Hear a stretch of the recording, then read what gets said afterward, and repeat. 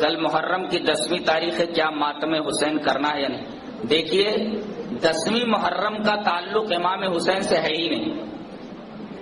وہ ایک اتفاق ہے کہ محرم کی 10 تاریخ کو آپ کی شہادت کا حادثہ پیش آیا، لیکن یہ 10ویں محرم کا معاملہ اور اس کا کوئی تعلق حضرت حسین رضی اللہ تعالیٰ عنہ سے نہیں ہے. یہ مہینہ پہلے ہی سے محترم ہے.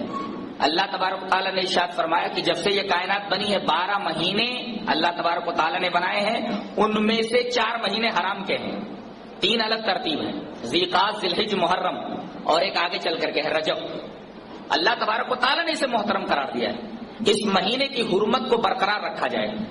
اس مہینے کے اندر شراب، بدکاری، اسی طریقے سے لڑائی جھگڑا اور خرافات، ان تمام چیزوں سے بچنا چاہیے تاکہ اس کی حرمت برقرار رہے. اسے محرم کیوں بولتے ہیں؟ محرم اللہ تبارک و تعالیٰ کے نزدیک محترم ہے یہ مہینہ، اس کا احترام کیا جائے، نمازوں کی پابندی کی جائے، اللہ تبارک و تعالیٰ سے استغفار کیا جائے، اپنے گناہوں کی توبہ کی جائے. اور حدیث پاک میں صرف اتنا آتا ہے کہ 2 روزے رکھے جائیں، 9، 10 یا 10، 11. 10 کے ساتھ 9 کو ملا لیجئے یا 10 کے ساتھ 11 کو ملا لیجئے. اور رہا ماتم حسین، اولن تو ماتم کرنا ہی منع ہے. رسول اللہ صلی اللہ علیہ وسلم نے ارشاد فرمایا کہ وہ ہم میں سے نہیں ہے جو اپنا گال پیٹے اور اپنا گریبان پھاڑے. من شق الجیوب وضرب الخدود، اپنے گالوں کو پیٹے اور اپنا سینہ پھاڑے، ایسا آدمی ہم میں سے ہے ہی نہیں.